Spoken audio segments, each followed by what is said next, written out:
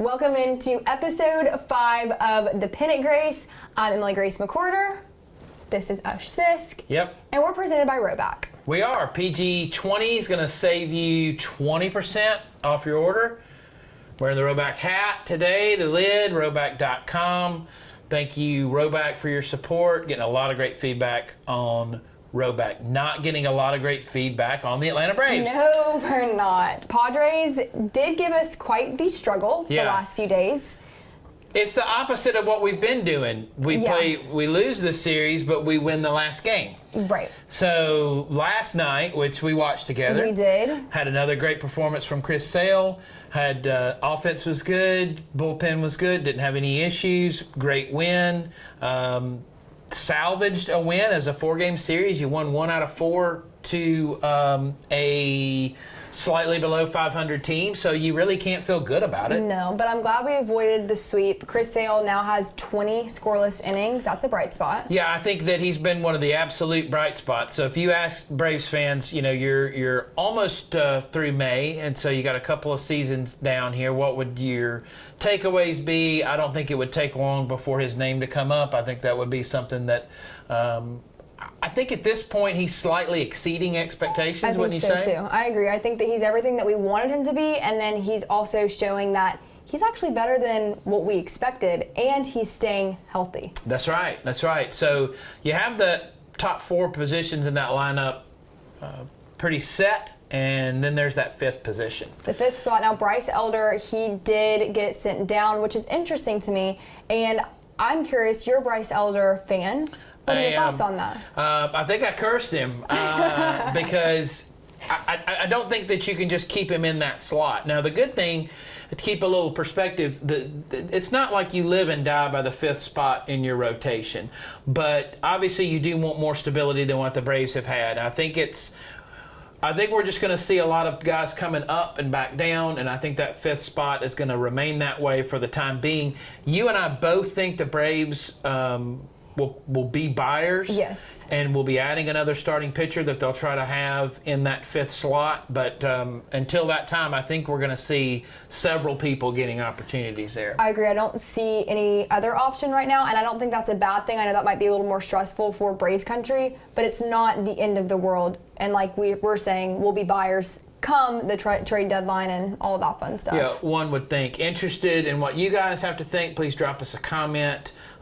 What do you think the Braves ought to do in that 5th slot? Is there someone in AAA that you think deserves to come up and stay up and get more than just a game, but maybe get a real run at that 5th starter's position? Our friends at batterypower.com, they do a great job of just keeping tabs on the Braves farm system as a whole and what's going on in Gwinnett. So keep up with that if you are curious. We don't do much of it, but we can do more if that's something that you guys are interested in. But take a look. They do some great articles on kind of what the happenings are there and potentially who that 5th spot will be. Yeah, very good resource. Very good resource. So, you know, again, drop 3 of the 4 of the Padres. You've got the Cubs starting tonight as we record this, a team that we just saw last week. Yeah, so this is a rematch of sorts for sure. We did play them last week. It was at home. Now the Braves are headed to Chicago. I guess they left last night after the game? I would say so, yes. That is a long day. A doubleheader, then you hop on a flight to go to Chicago? That's a long day.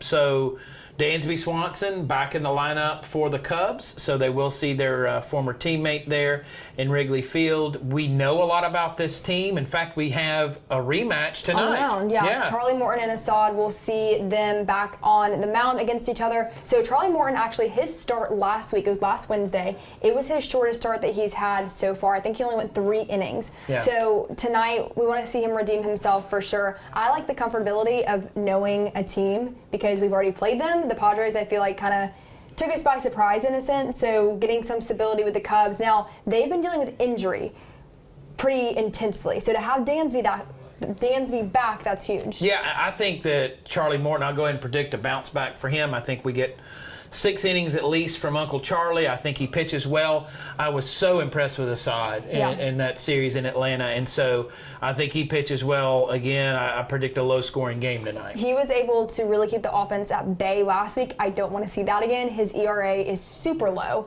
and I think it's only behind his teammate Shota Imanaga. Yeah, I believe that's correct. as far as what the Braves bring to the offensive side, it just feels percolating a little bit. Does. It feels bubbling up. We've seen some signs of greatness. Having the game last night start off, the second game of the doubleheader, Ronald getting on base, Ozzie pushing him over, that just feels right. It feels very familiar and comfortable to us. And so I feel like guys are going to come on, but in the meantime, showing no signs of letting up is Marcell Ozuna, who had another great day yesterday. He's continuing to perform at an MVP level. He is. I would love to see Marcell in that MVP slot. I think a lot of you guys would as well. But the offense, it just hasn't fully kicked into gear. And we've said that since our first episode. May is starting to round out, and we're all anxious to see it. I think we are seeing little flashes. Yeah.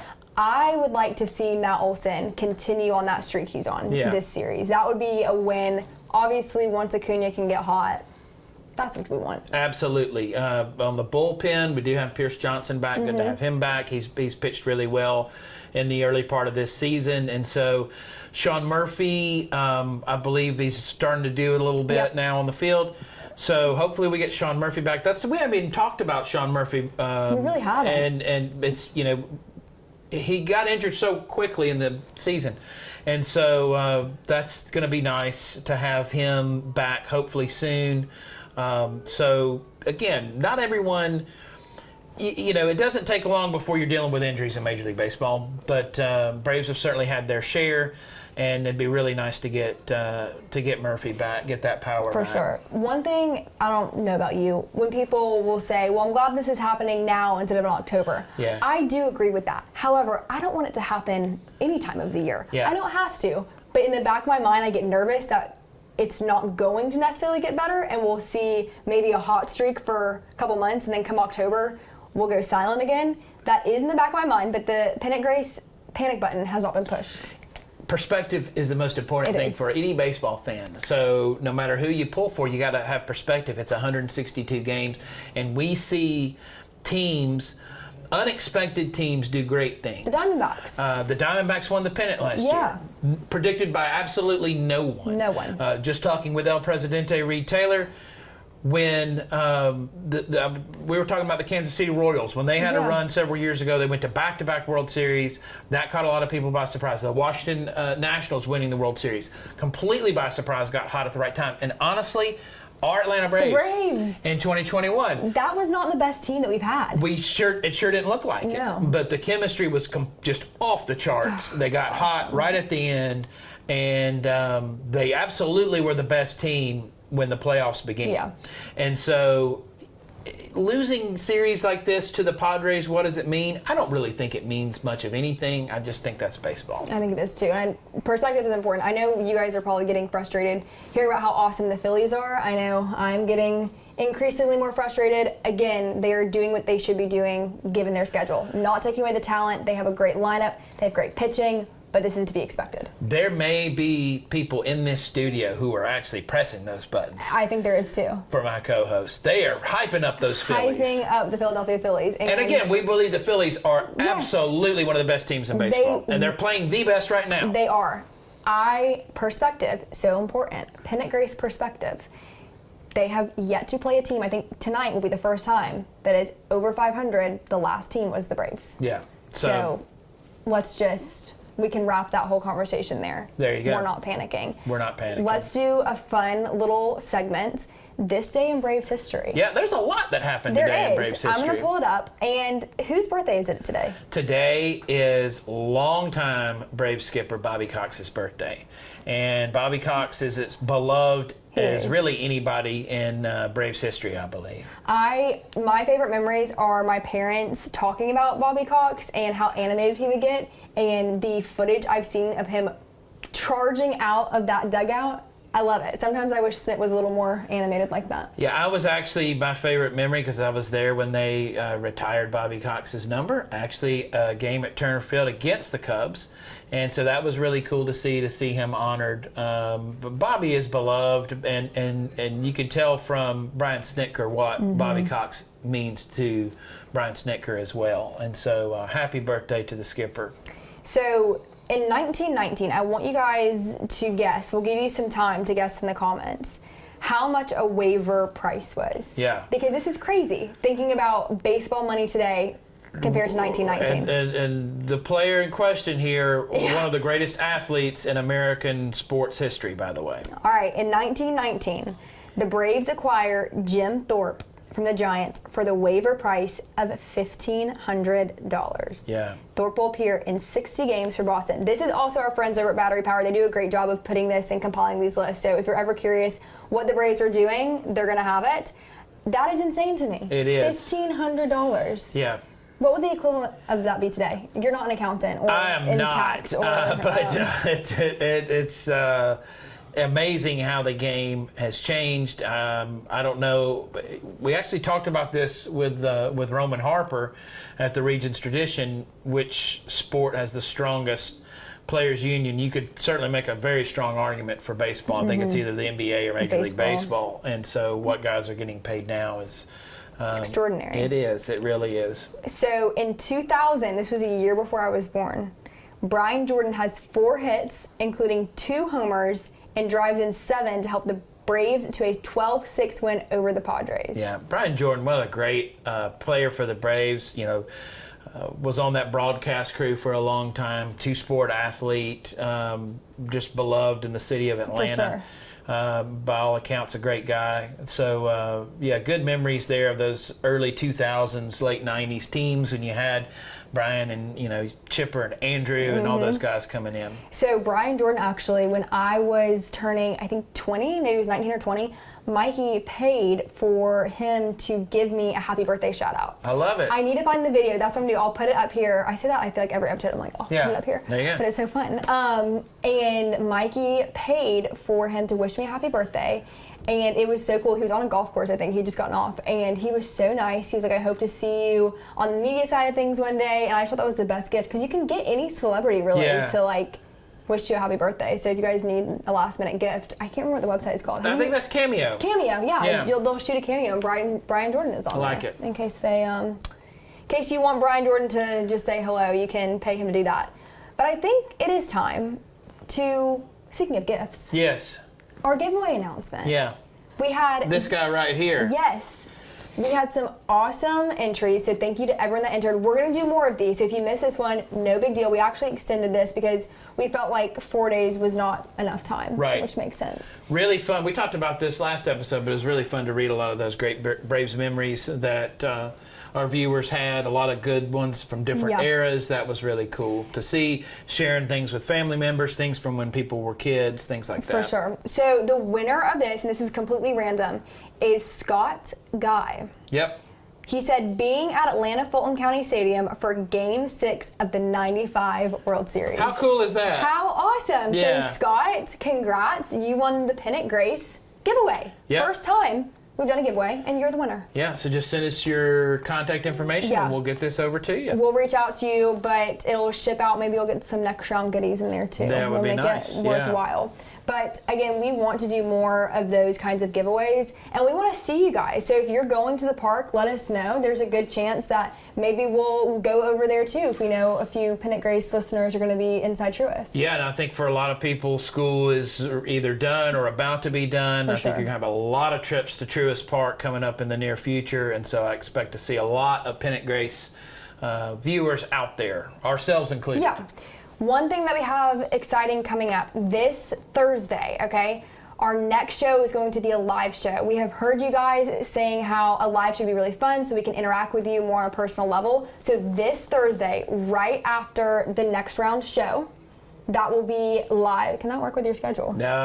We'll check and see. Okay, we'll check and see. As of right now, we're going to go live after the next round. So right around noon Central, we'll be right here, and we're going to do our favorite City Connect jerseys. Yeah, so that's a question. Friend of the show, Golf Gardner, wants our fashion expert here. Top 3 City Connect jerseys. I'll throw mine in too. Yeah, of course. Just to balance us out. That wasn't asked for. But we're very excited to go live. We are. It's live, pal. Anything can happen. So there's no mistakes when it's live. No, and I am so thrilled because we're just going to have fun. We're going to hang out. You guys can ask us anything you want. Again, we're not experts, but we can weigh in. Yeah, we'll have a few things we'll want to talk about just in terms of what's going on in the Cubs series, things like that. But most of it we'll turn over to you guys. So make sure you're tuning in live. Yep. Join in the chat, and we'll get as many questions answered as we For can. sure. And we'll remind you guys of that on social media, so make sure you're following us over on at the Pennant Grace on X and Instagram. And we're going to wrap today with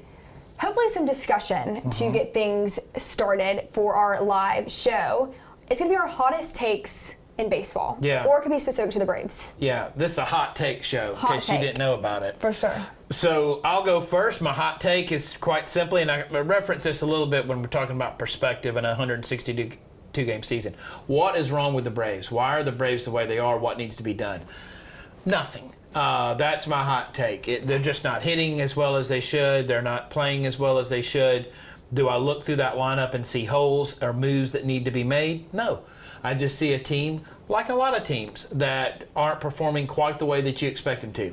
Now, on the other side of that, you look at Major League Baseball, you have other teams that people are saying, wow, I don't know, didn't expect them to be in the position they were in. Reed Taylor just mentioning the Minnesota Twins. It's May, and a lot can happen. I look at the Braves. I still have complete confidence that the Braves are going to be one of those teams contending for a championship when that time comes. Absolutely. So my hot take is don't panic. There's nothing wrong. And the Braves are still going to be one of those elite teams. Okay, my hot take is going to be more baseball-centric. Let us know if you agree with Ush's hot take. My hot take is that instead of shortening the game of baseball, which in my opinion is not necessarily needed, let's focus on improving the health for our pitchers and doing some research into why these injuries are taking place. But shortening the game of baseball, I don't think is helping anyone. Well, I do like what's been done already in terms of pace of play. I would just not add anything more to that. Yeah. Pitch count, there was a lot of talk about pitch count. It came in, and that talk died down pretty quickly because I think people were pretty happy with it, and then you got used to it really quickly. You did. And I think people are real happy with how that pace has gone. Same with the kind of the issues that came along with it, with the shift and the bases and things like that. I think those have all been good things. I think it's good to look at those things from time to time, sometimes tinker, but don't always be tinkering. Yeah. We can leave it alone. I think the pace where it is now is perfect. So you like the clock? I like the clock. I like where the game is now from a pace standpoint. I wouldn't want to shorten it from what it is now, but also wouldn't get rid of the clock. I think it's eliminated a lot of downtime. That's true. Do you think that we will come a time where we have automatic balls and strikes called? Yes, I do. Interesting. And I don't know how I feel about that. And I don't know what that would be like until we saw it. I'm absolutely not saying I'm in favor of that. You get a few Angel Hernandez games, you kind of are intrigued. This might look a little better. But I do agree with you that what is happening with pitchers is paramount to the success of the game, and looking at some ways that we can alleviate these issues. It's not good for Atlanta, obviously, to have Spencer Strider go out at the beginning of the season. No. But to your point, it's not good for Major League Baseball to have Spencer Strider go out at the beginning of the season. He's a fun player to watch, and I think this might also extend even down to the little league level, because you're teaching kids now, you have to throw hard and fast.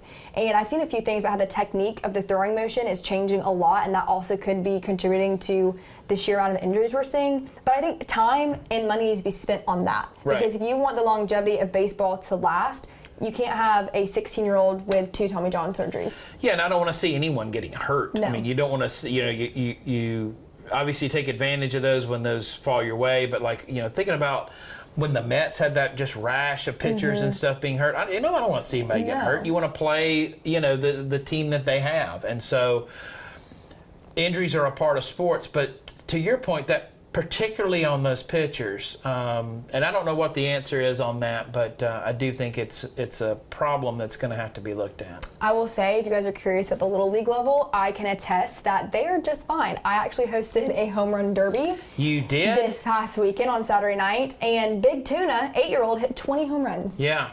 So gone. The long ball is alive and well. It is in the city of Homewood. Yeah. So that's good to see. It was impressive. Yeah, I like it. Well, that's going to do it for us. Episode 5 of the Pennant Grace. We'll be back here on Thursday for episode 6 and our first live show. Woohoo! It's going to be so fun. Yeah. Remember to use Roback code PG20. Father's Day is coming up. Yeah. And it's getting warmer out. So if you need a cute golf outfit, girls, if you need a cute pickleball outfit, if you need a polo for your dad, Roback has it all. Friend of the show, Jim Dunaway, just on a golf weekend with a bunch of guy friends, was in Roback every day on the golf trip. It's awesome. Yeah, you can't beat it. No. PG20 at checkout.